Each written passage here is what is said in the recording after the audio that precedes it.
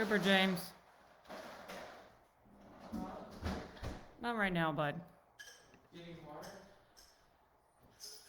No drinking? No. I'm doing it before you get on. We are It's on. already live, Cooper. Hey everybody, we're just getting set up here. We'll start answering questions in just a second. Hey Coop, can you close those doors? And we're gonna be going live on Instagram also. So, get set up there.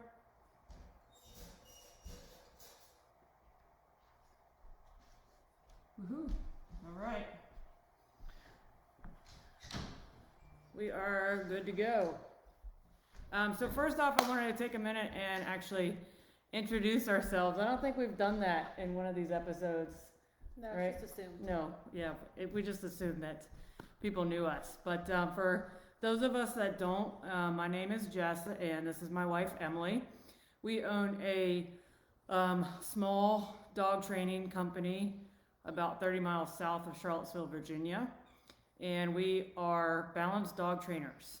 So what that means is we don't just tell dogs yes all the time and expect them to know what we want. We also train dogs that there are things that they should not do. That is, there are some trainers out there that say that's yes is 90% of the time, and I don't think that's accurate. There's a lot of times that we are saying, nope, that's not okay, because we get the dogs that come in here that are really struggling with things. And so sometimes we are the first ones to ever say no to the dog. And sometimes no is the first thing. It may not be the first thing I actually say to the dog, but it might be the first kind of message that I share with the dog. That absolutely does not continue throughout the program. I'm showing them a lot of what I want and praising them for what I want. If you follow me, you absolutely see it on my videos. But it is about a balance and giving the dog really what they need. That may be yes, that may be no. And so I wanted to take a moment and let you guys know that this is a family-run business. My kids are involved. We run it out of our home, and it is 24/7 for us. But we have some good questions to go over for tonight, and I'm ready to get into them. If you guys have questions, definitely you can shoot them into the comments, and we will do our best to answer them after the show. I am hoping that our internet connection stays good if my kids don't use up all of my bandwidth. Message to children, hint, hint. I don't know if they're hearing me, but I'm trying. Okay, question 1, hit it. Okay, in the instances while walking, when we can't seem to get ahead of our dog's fuse and nothing seems to be breaking their attention on another dog, is it okay to diffuse by pulling off to the side for a bigger bubble and letting the dog work through the encounter in a down position? Yes, absolutely. If that's what you guys need to do to work through the reactivity, till you guys are a bit more confident being closer to dogs, take a bigger bubble. Take a moment. If you need to put your dog in a down and take a moment to reset, do that. Do what you guys need to do, what you find works. I am all about what works for the dog.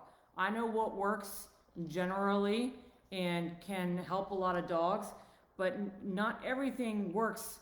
There are obviously patterns, but there are things that work better for other dogs than most. And so if that works for your dog by taking a bigger bubble, definitely do it. And you're gonna know better than me, honestly, when you have your dog and you're working with it.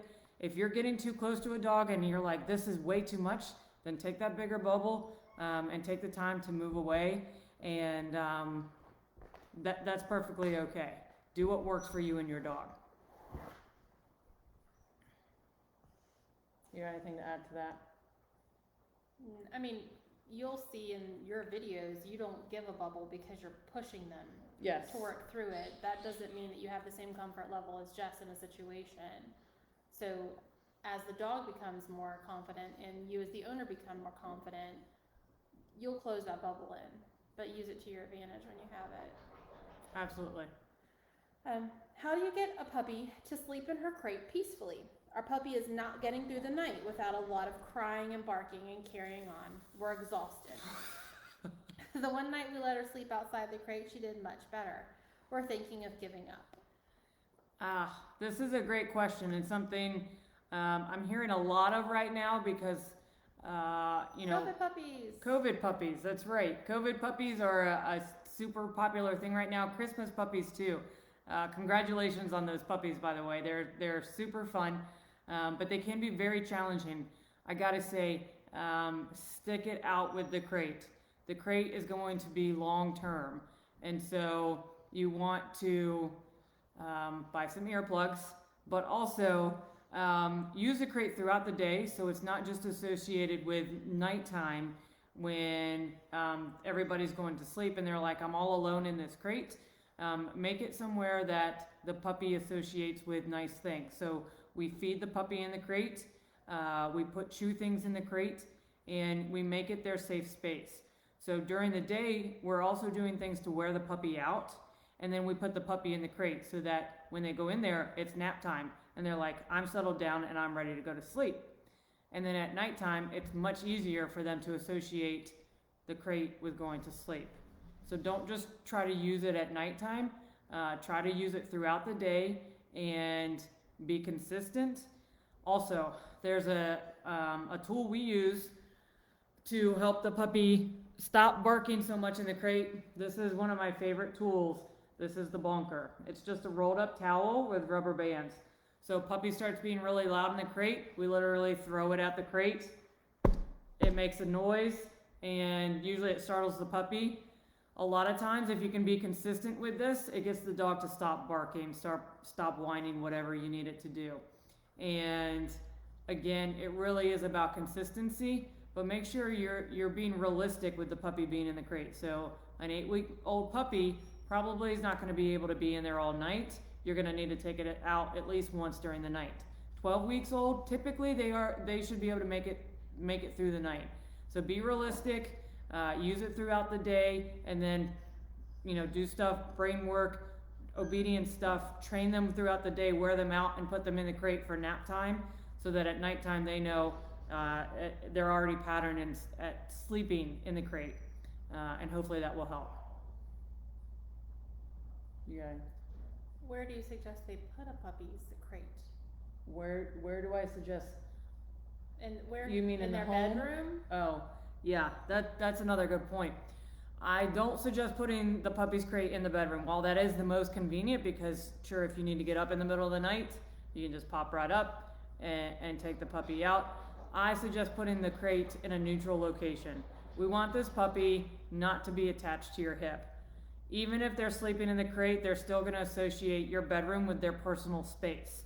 So we want to get them out of the bedroom, sleeping in a neutral space, so that as it grows older, and it might, this is more about prevention than anything, it really associates the home's neutral space rather than your bedroom as its space. And you can prevent things like guarding and separation anxiety, all those bad habits that might develop by not putting the crate in your bedroom. Number 3. No matter how much I exercise my dog, he just won't calm down. I feel like this is a quiz. Yeah, you're failing. Am I failing? Gosh. My dog just won't calm down. I'm wondering if he has some kind of anxiety problem or if he's just a highly active dog. He's almost 2, and I thought he would have calmed down by now. These are good questions. These are like the typical common questions that we get about dogs. So most dogs that come in here struggle with being calm, and that is kind of the American way with dogs at this point. We overstimulate not only ourselves, I feel like, but our dogs as well. They're involved in everything. We're taking them everywhere with us, which is great when they're well behaved. Absolutely involve them. But it's to the point where our dogs don't know how to just chill out. They can't just lay down and not do anything and not be involved, that they can't just hang out in place, they can't just hang out in their crate. So instead of increasing activity and exercise, which really, as Sean O'Shea likes to say, just creates a better athlete where they can actually do more activity, you need to create calmness. You need to create a dog that can slow down rather than need to continue to keep going. And it's the same with kids.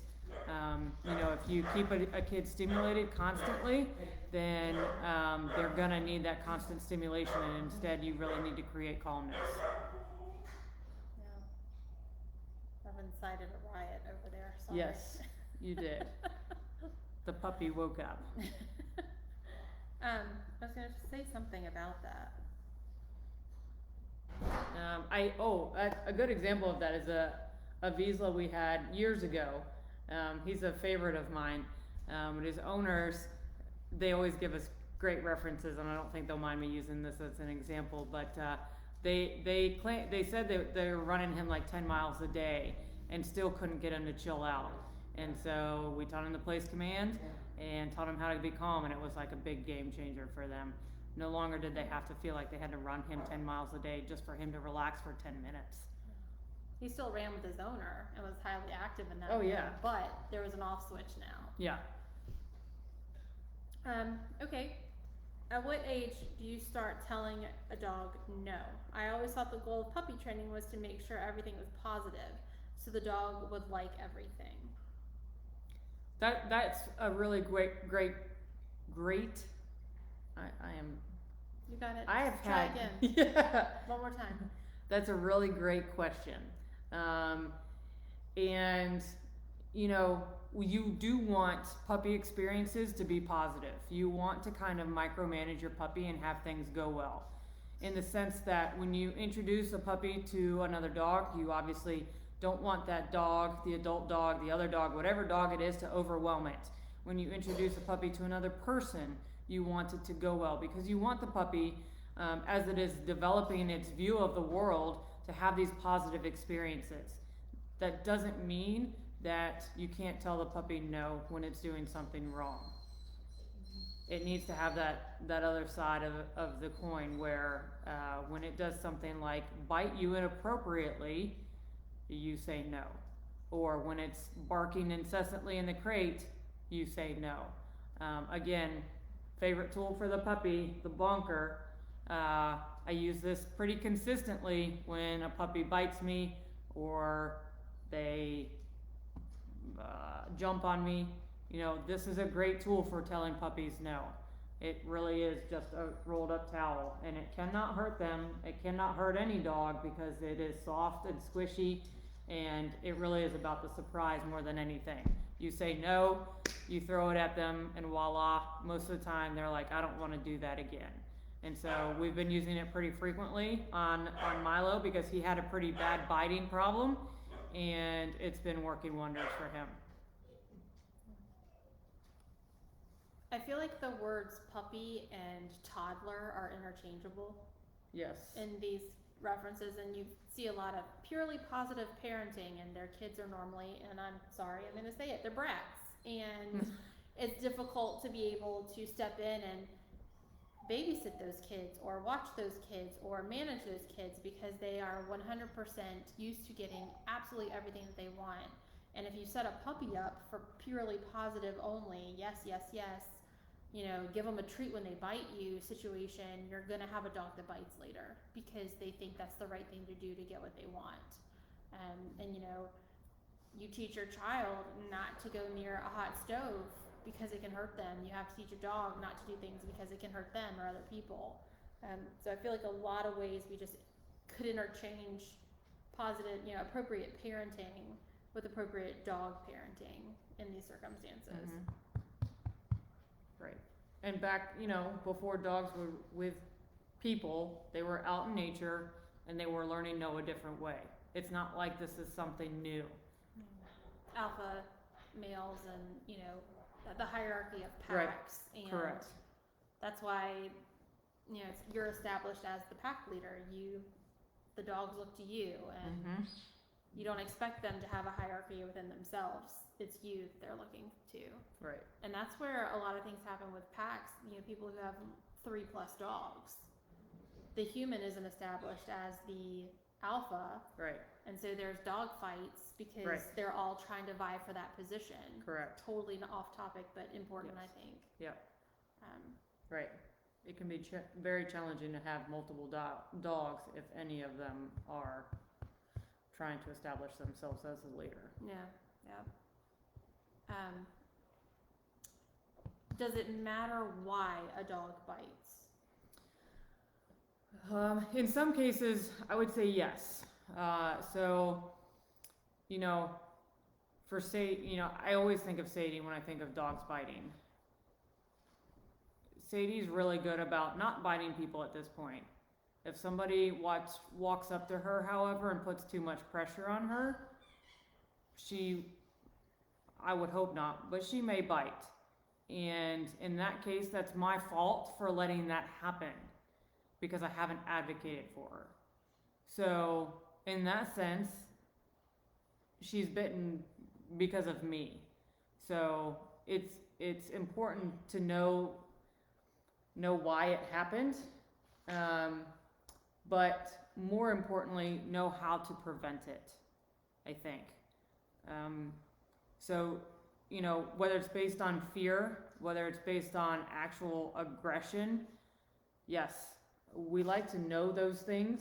I think Sadie was usually doing it out of fear. She's not an aggressive dog, but it really, the bottom line was she was biting and it was inappropriate.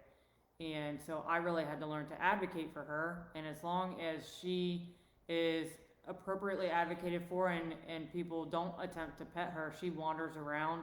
She's around new people. She was around our new dog walker today and completely ignored her. No issues at all. So I think it's really more about knowing your dog, knowing what their triggers are, and learning how to advocate for them and not putting them in situations where they may bite. That doesn't mean they don't need to learn how not to bite, and certainly they shouldn't be going out and lunging and trying to bite every person that is within 10 feet of them, or someone that reaches, gives them a bowl of food like their owner, but we have to learn to know our dogs and appropriately advocate for them. Well, and I think about, totally just blanked on me. But like a lot of people tell us that it's random. They don't know why. And then they break it down and it's after the training that they're like, okay, I see exactly the pattern that we were seeing, that we weren't seeing before. Resource guarding.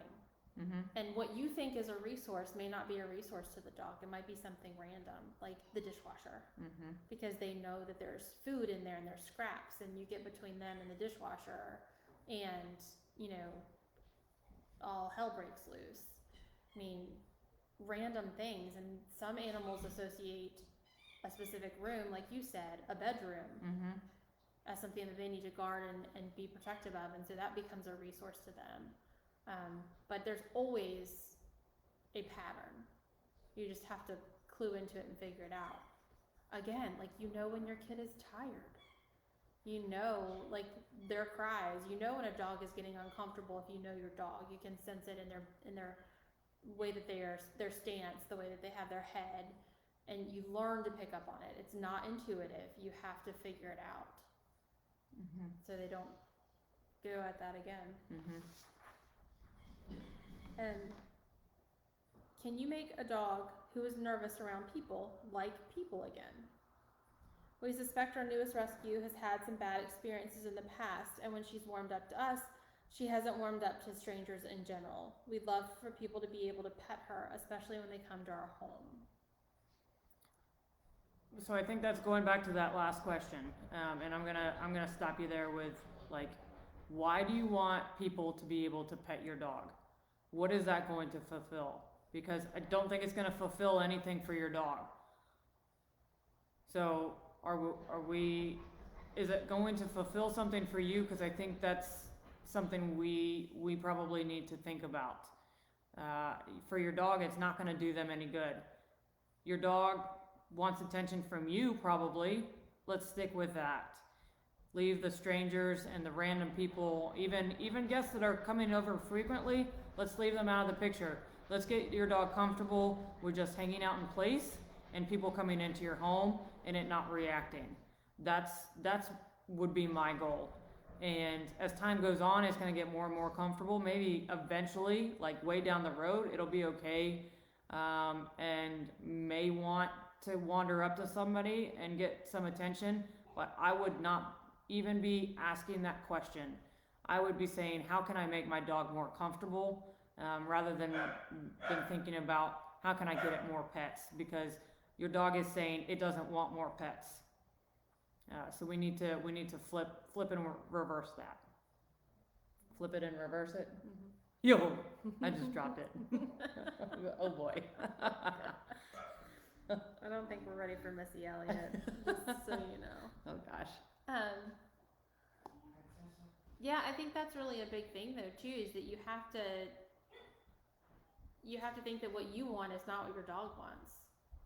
You Right. know, like, we're not all fortunate enough to get that super chill dog that just relaxes and doesn't get upset about anything and always knows no stranger. We don't have any of those dogs. Well, Odin Frank. and Frank. But Frank gets super excited. But, I mean, our dogs, we didn't get fortunate enough to have those dogs, even before you started training. Yeah.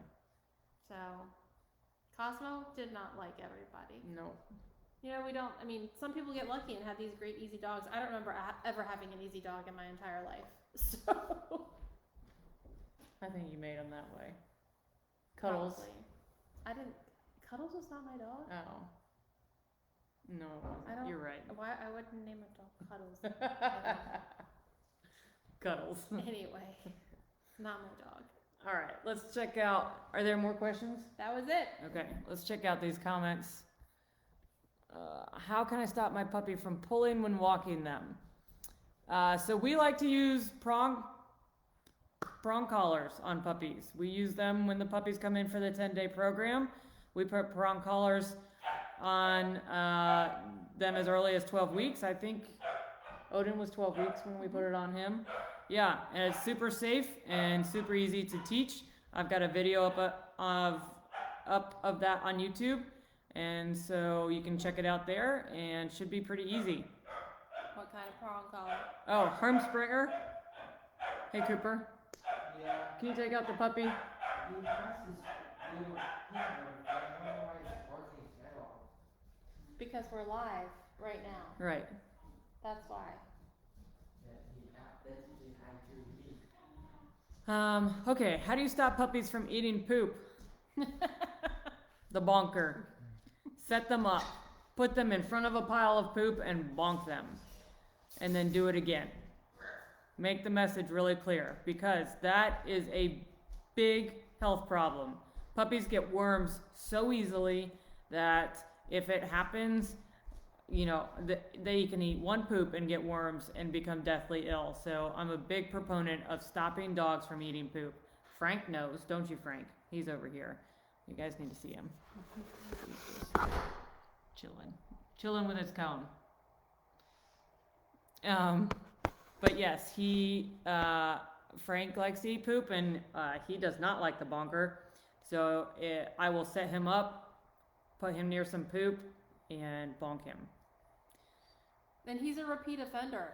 Yep. We're still to this day fixing that. Some dogs have the palate for it, and that's terrible. Can you post to the prong collars you buy? Sure, we can make a post about the products we use. Certainly. Yep, a link. So we typically get them from dog.com. Oh boy. Cute Mr. Milo. Here's Milo. Oh boy. We'll say hi for just a minute. Say hi. Oh, so wiggly. So wiggly. And yes, it's okay to carry puppies out to potty. When you're trying to do it really quickly, we will Grab and go. grab and go. Absolutely. Carry them out, run them out, whatever you need to do to get puppies out quickly to potty, do it so that they don't have accidents in the house. And it still helps with the message of we don't pee in the house, we pee outside. It will not hurt that at all. And then as they get a little bit more established, we walk them. Don't get them excited, don't run them, but walk them out so they know we go directly to the door and we go outside. Oh, boy. Bonk him. There we go. All right, guys. I think that's probably going to be it for this evening. It's been a bit of a rough day, and we hope everybody stays safe. We do not condone violence, and what is going on in DC is unreal. Here's to better days.